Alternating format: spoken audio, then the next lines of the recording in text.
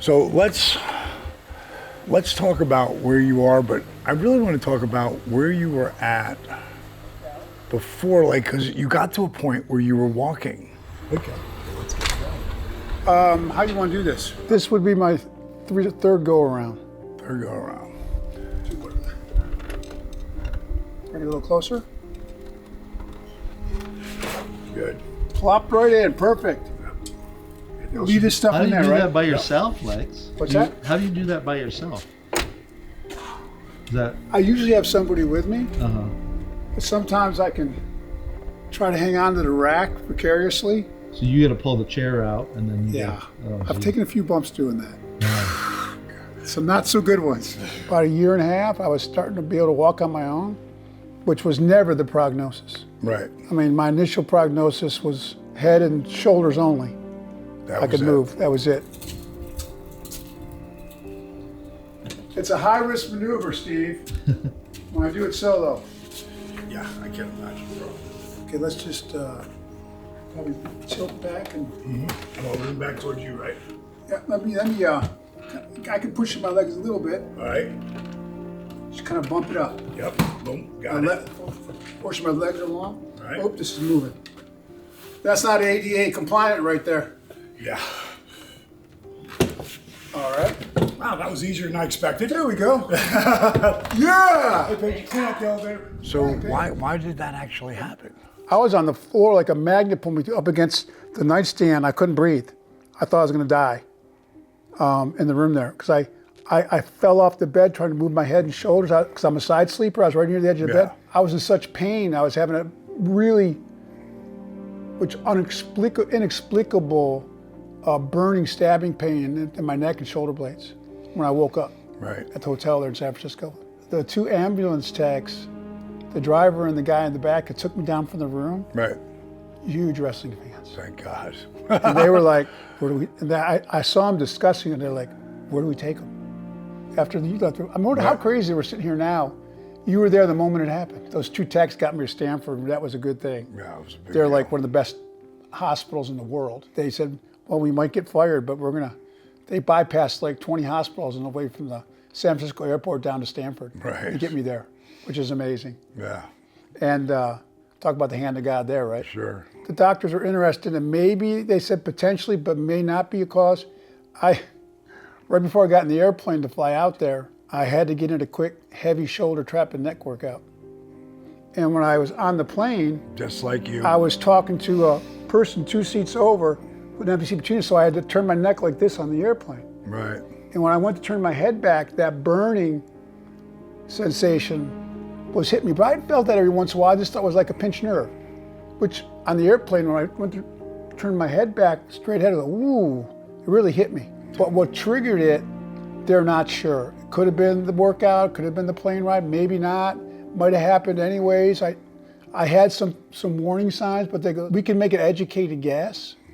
But they said, when they looked at my neck, they said, you have a little bit of stenosis, but for what you did for a living, 15 years of football Right. and 15 years of wrestling, 30 years as a human crash dummy. Right. Like I was one of the wedge buster guys back in the day when you have a 3-man wedge. Right. They put me down to be the big dumb fast guy would run through the wedge to take them out so the other guys could make the tackle. Right. I used to like go unconscious every time I ran down there. The initial prognosis and Shep, they're the best. My family was in there. They were like, their eyes and their jaws. They go, what kind of place you got? I go, I live in an apartment and everything, condo.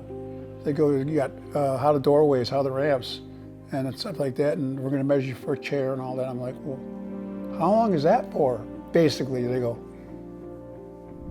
the rest of your life. My family's like, they go, you're going to need 24-hour care. You're going to need fed, bathed. I get emotional with it. Sure. Not so much me, but my family. I was like, Sure. they were like, that was a big hit. Sure. When we talked about maybe walking a little bit and standing again. I'm like, man, I've been through that twice. I'm scared. Right. I'm scared of falling. Sure. It's hard as a man to admit, but I've got to the point where I've fallen so many times. I feel like I don't want to push it so far that I You know, it's amazing. I haven't ended up in the hospital or something. I've had stitches and stuff, but all the falls I took the first 2 times. So I'm like, well, if I do it, I got to do it. I'd love to try one more time. It's hard to get psyched up to say, okay, I don't want to go through the disappointment again, but You know, so much of it, as you know, some cool is about believing. Yeah, no doubt. And the people who say, I'll believe it when I see it, they don't ever see anything. But the people who say, I believe it because I see it, and you already see it. So that's the first hurdle, bro. Okay. Whatever you can do, we're gonna do, and I'll see what your limitation. I know there's limitations with your arms or whatever. Reach out and grab the ball. Yeah, and just work the hands a little bit here. All right, it's just putting your arms like this is something, right? Yeah, it is. Okay. Get that circulation going. So now I just want you to try to, like, where can your arms go? Where can they go? Can they go higher? Can you just turn them up? Now, I have to start Can you do, there you go. Take it back. That's good though. Here, now, let it go. Okay, when I let go with this, It's gonna go. my one arm's gonna go down. But it's gonna stop. That's all right. That's all right. Let's just drop that arm. 2 years of therapy at Shepherd, because when some stuff started to move, they go, ooh, you might be one of our 1%ers. I go, what's that? One of them that gets a decent amount of function back. You're never going to be the old Lex, but you might get 10, 20, 30% function. I go, what does that mean? Well, we don't know. Sometimes you're able to maybe stand, maybe take a few steps with a walker, so we don't know. That's cool. Now we're gonna go back to this. Okay. Take that leg out in front of you. Good. Now use your hand under here to help it come up a little bit higher. There you go. Good. Just like doing extensions, right? Bring it in. Take it out and flex. Bring it back. How's that feel? You can't lock it.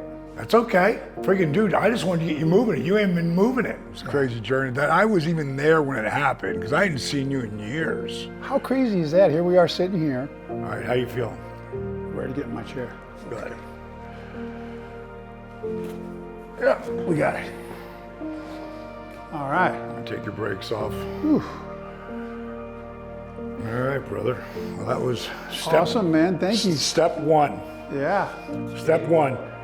And hey, and that's the most we've ever really done before, bro. Yeah. So, so that was really good. Numero uno.